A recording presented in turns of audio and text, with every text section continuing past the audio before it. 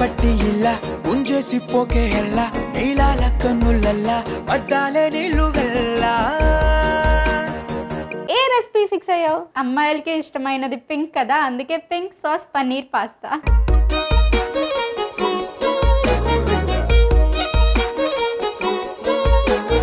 So ఇంటర్లో ఏ group? MPC.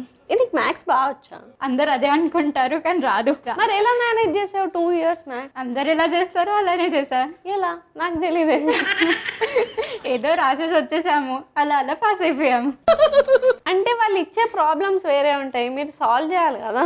బట్టి కొట్టుకొని వెళ్తాం కదా.